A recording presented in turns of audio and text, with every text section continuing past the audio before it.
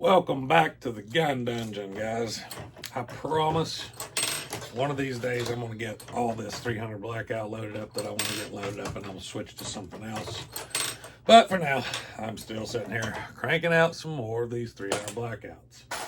This is a really good load, really good bullet, works well on all my 300 blackouts, so it's a good time to bulk up on a load that I like, get a bunch of them piled up, and then be good for a little while.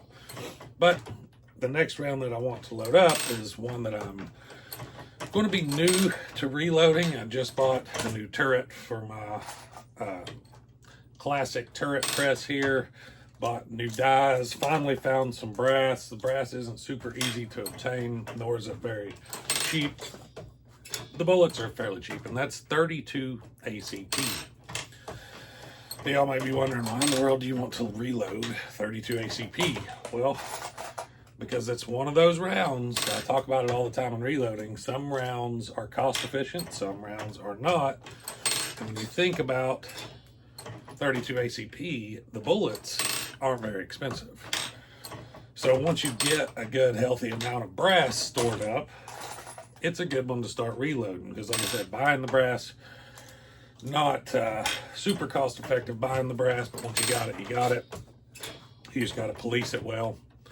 But, you know, it's one of those rounds that if you purchase loaded ammunition, you're going to give more for it than you will 9mm, and you're getting a whole lot more bullet, a whole lot more powder, more brass, more component in general with 9mm than you are 32 ACP. But it's one of those supply demand things. Not a whole lot of demand for 32 ACP these days, so not a whole lot of supply. Therefore, the price reflects that. But it is one of those little small, tiny rounds that I typically don't enjoy reloading, because I got these big old meat pad for hands that aren't really super great for small stuff. Like I load 30 super carry, and it's like, trying to get that. It's just going to be the same thing, because it's the same bullet with actually a smaller case. But that brings me to my point that I want to talk about today, and that is 32 ACP in a defensive role. Now, used to, before the days of the pocket mouse gun 380s, 32 ACP was your pocket gun. It was your smallest made frame firearms, easy to carry, so on and so forth. It was typically that or a 25 ACP, like a vest pocket or something like that. Then along came your Kel-Tec P380, your Ruger LCPs, that put a little larger cartridge into a very small platform, and 32 ACP kinda took a even bigger backseat than what it already had. Now, Kel-Tec still does make their P32, which is slightly smaller than their P380, slightly smaller than the standard Ruger LCP N380. So if you want to go a little bit smaller for a pocket, you do still have that option. But honestly, what I see 32 being used in more these days is kind of a little bit larger platform, like the Beretta 81 type setup. You know, like I've been eyeballing some of the 1903 Colts, just because they're cool. But I've been shooting my Beretta 81 quite a bit, and you know, honestly, the recoil impulse of that thing is so minute, it almost reminds you of a 22. So for somebody that's getting new into shooting, somebody very recoil sensitive, things of that nature, that's actually a really, really good gun to start out on. And let's talk performance on this. A lot of people, I mean, I've found a decent XTP load in 380 that I trust to expand and penetrate. But a lot of people, even in 380, will still use some sort of ball ammunition or a flat nose ammunition, full metal jacket, because a lot of times what you find in 380, especially in the mouse size guns, is that you either get one or the other. You either get expansion or you get penetration. You don't typically get both. And of those two, penetration tends to be what most people prefer. So, in regards to that, if you're going to carry ball ammunition or flat nose ammunition, what are you really gaining over carrying 32 ACP with a full metal jacket load? Now, I did do some ballistics testing with some 32 ACP hollow points. Had some critical defense, had a couple others. I don't remember exactly what all I had, but the best of my knowledge, they didn't really expand. They acted like expensive full metal jackets. So to me, if I'm going to carry 32, I'm going to carry a full metal jacket, preferably like a flat nose, something like that. So I don't, if you're carrying ball ammunition in your 380 and you're carrying ball ammunition in your 32, I don't see a huge terminal performance gain with 380 over 32. Now, like I said, that's ball versus ball, full metal jacket versus full metal jacket. But what you do get with 32 is you get less recoil, and sometimes, depending on the platform, you're going to get a little bit more capacity, maybe one round. If you go to a larger gun, double stack gun, you're going to get a few more. But it's kind of the same concept of everything has a trade-off. So what exactly is the gain to 380 from 32 with full metal jacket in both? I don't really know of a whole lot. Maybe a little bit more penetration, a little bit heavier bullet to maybe go through bone or something like that. But we're talking, small guns, small rounds in both platforms.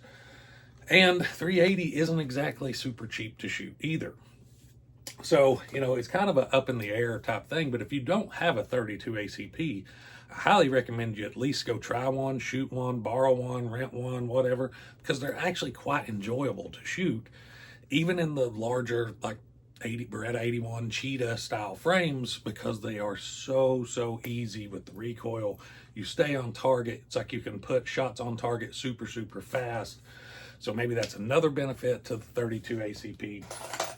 But I see kind of a trend going back to kind of smaller cartridges. You got the new Beretta 80 series new Cheetahs that came out, and of course they're in 380, but they're all tacticaled out. You can get the threaded barrel and the FDE Cerakote, and they're all decked out and looking good and stuff. And before 2-3 years ago, something like that hit the market, it would have been dead on arrival.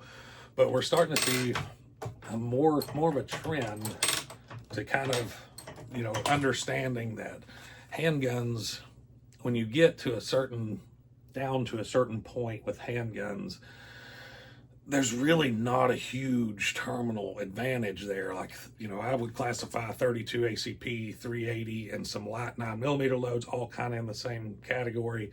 I would classify your hotter 9 Underwood ammo type stuff, plus P, 9mm, 40, 45, all kind of in the same category as far as terminal effectiveness.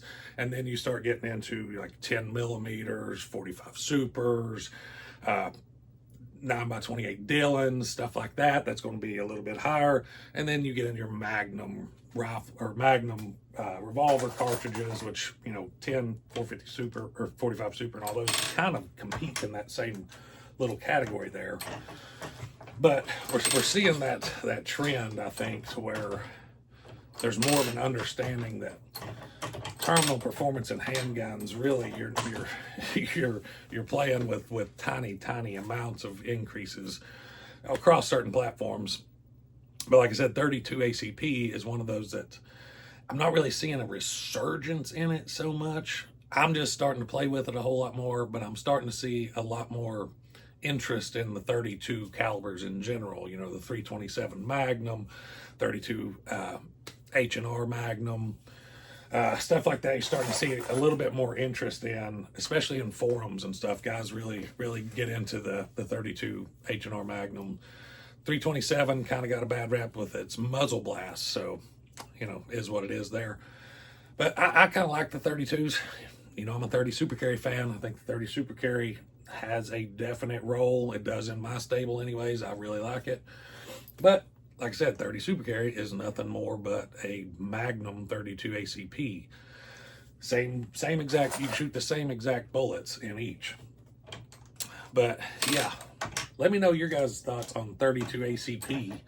And like I said, I think if you're carrying ball ammunition, if you're carrying ball ammunition in a handgun period, your terminal performance across the entire board isn't really that different, because you're just going to be punching a linear hole, and you're not even going to have it, the diameter of the bullet's not even going to play that much of a factor, because it doesn't have a huge crush cavity in front of that bullet. If it's a full metal jacket, it's basically just poking a hole in that whole ceiling right behind it, like you would see in jail, or like you would see if you shot a meat target. You're going to see just a small puncture wound, and you're not going to be able to tell if that was a 45 caliber bullet or a 22 caliber bullet in most cases. Now, don't get me wrong, I'm not saying 32 ACP is as powerful as 45 ACP. I'm just talking about effects, terminal effects on target. So that's kind of where I stand with 32 ACP. When it comes to me carrying something with ball ammunition, if that's the route that I'm going to go, I don't care if it's 32 ACP, 380, 9mm. I feel like I'm going to get the same, close to the same terminal effects from all three. So why would I not want something with less recoil and more capacity to make more of those little teeny tiny linear holes through a target? Kind of my thoughts on it.